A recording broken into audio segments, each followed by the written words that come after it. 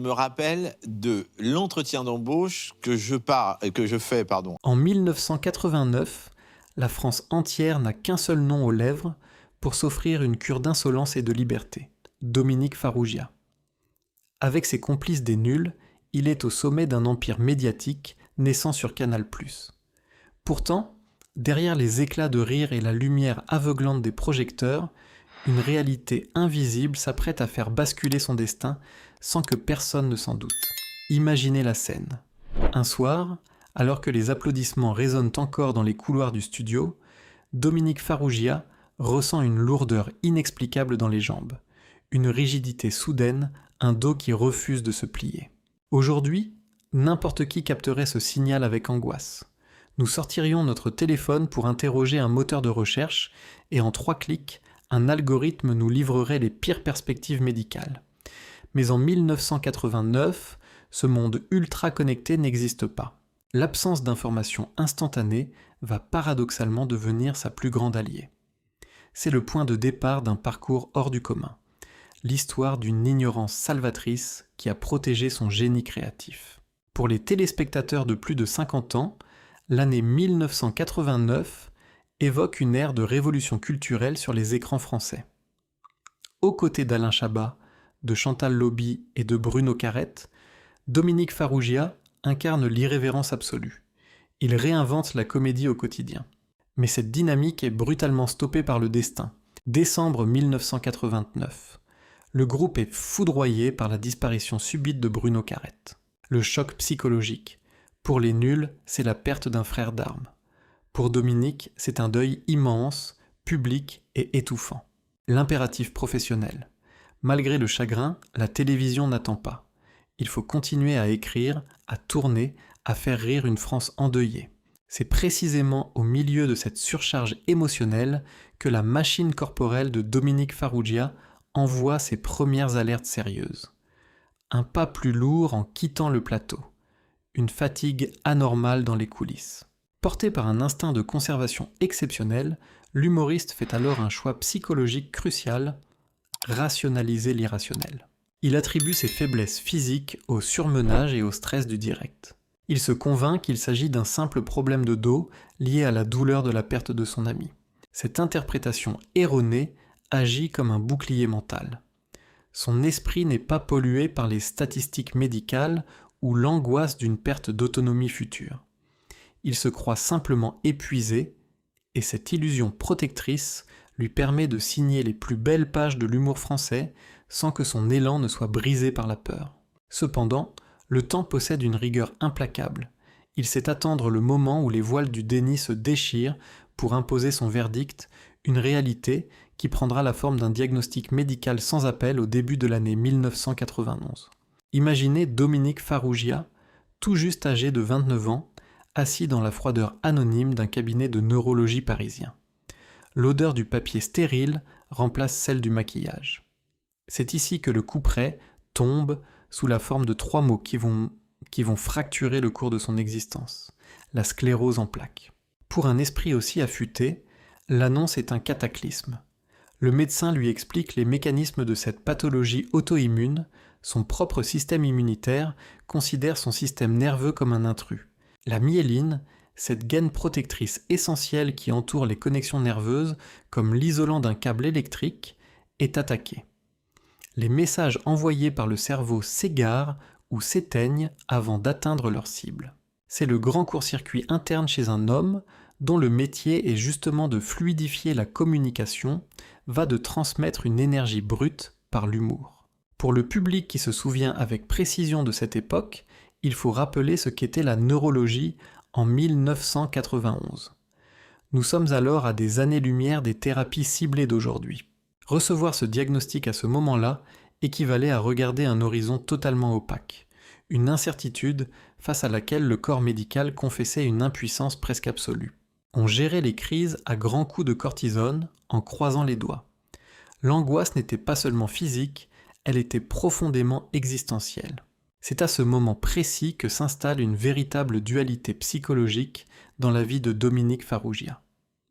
D'un côté, il y a l'icône publique, l'homme qui doit incarner chaque soir la dérision la plus totale et l'irrévérence des nuls. De l'autre, dans l'intimité de l'ombre, il y a un jeune homme confronté à la perspective de la perte d'autonomie. Comment entrer sur scène pour bousculer les codes de la société française quand on craint, secrètement, que ses propres jambes refusent de tenir le choc jusqu'à la fin du direct. Farrugia va alors prendre une décision radicale, dictée par une immense fierté et un instinct de survie hors du commun. Le secret absolu. Pendant près d'une décennie, il va dissimuler son état au public et à l'immense majorité du milieu télévisuel. Ce choix n'est pas le produit de la honte, mais d'une lucidité implacable. Dans l'industrie du divertissement, le regard de pitié est un poison mortel. Le rire exige un rapport de force équilibré. Si le spectateur ressent de la compassion, la mécanique comique s'éteint instantanément.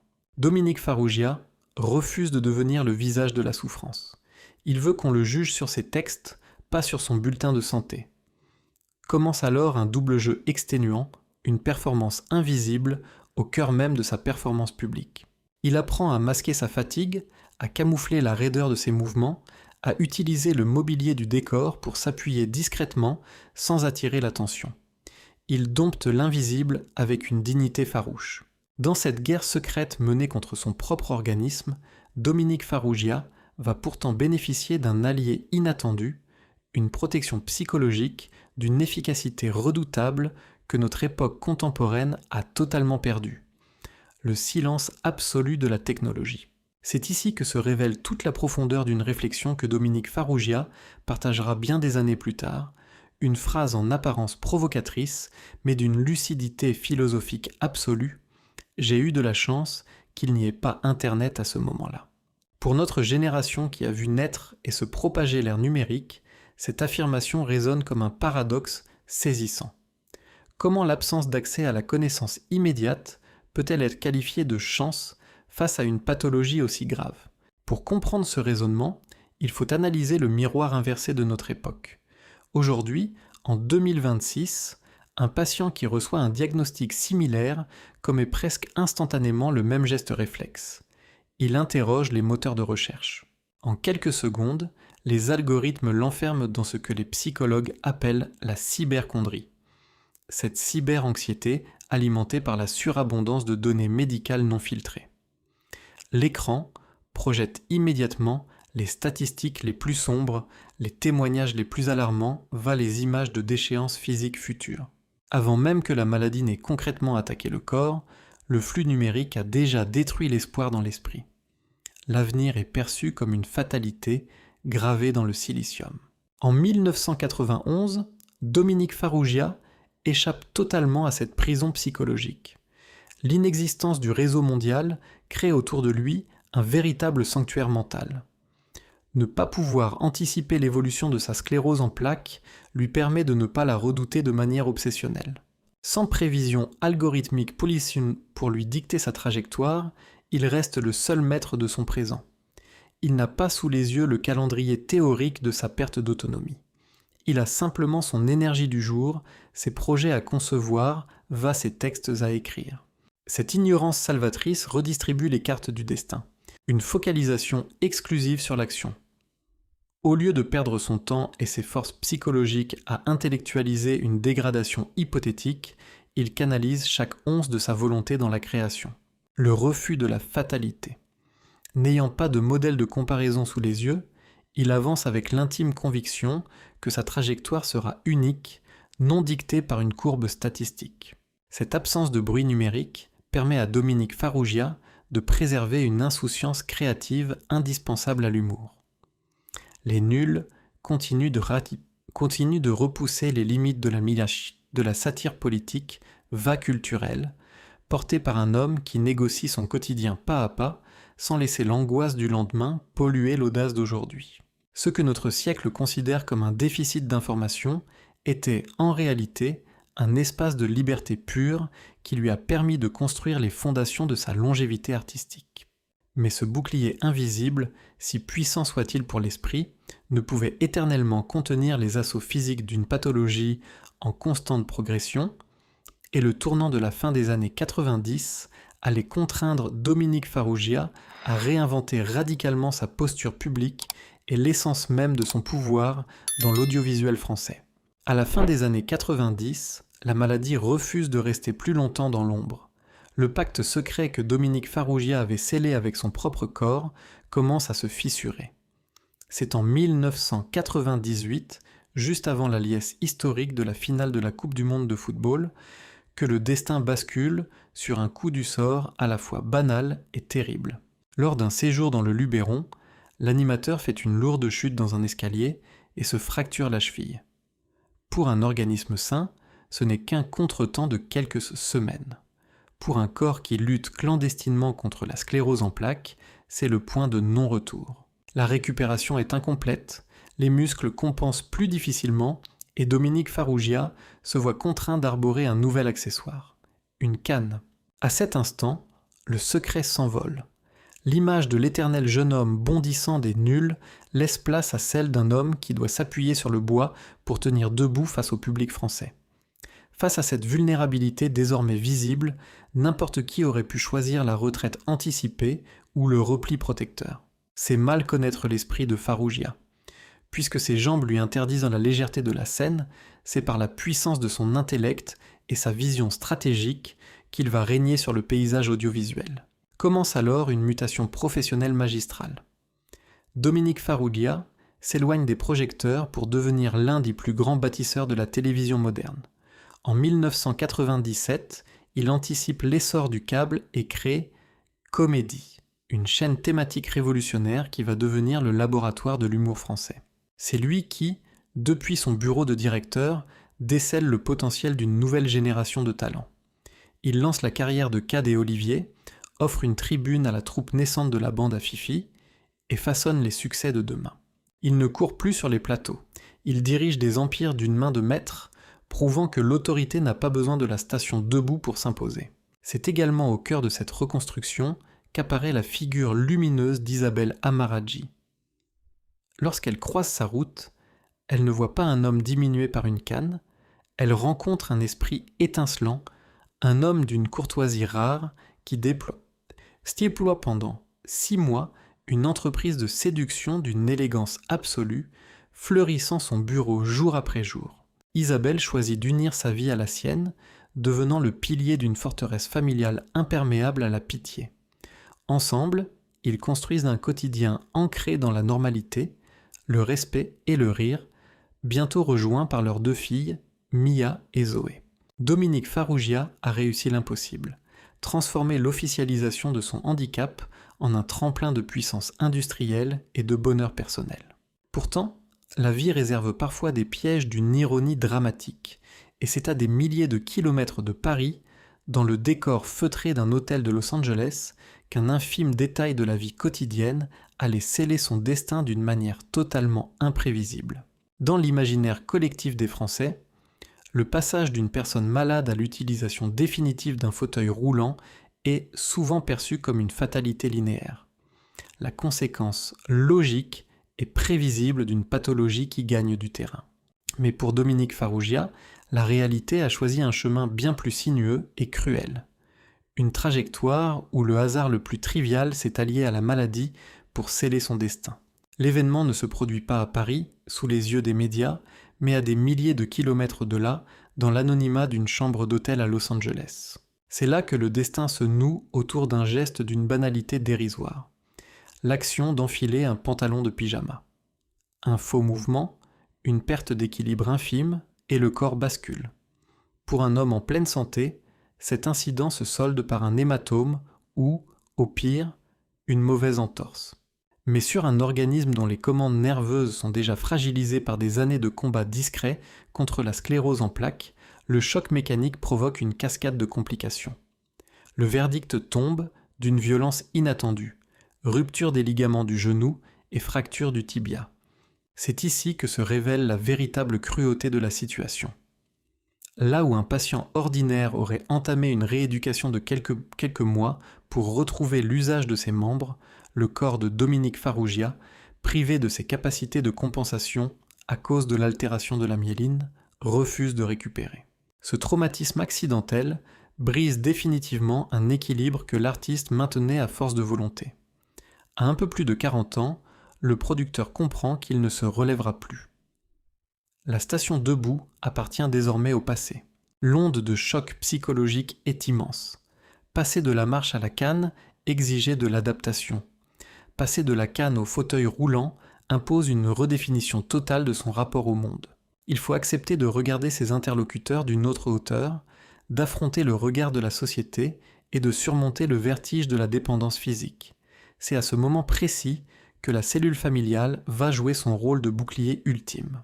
Face à cette nouvelle donne, Isabelle Amaraggi, son épouse, impose une philosophie de vie implacable au sein du foyer.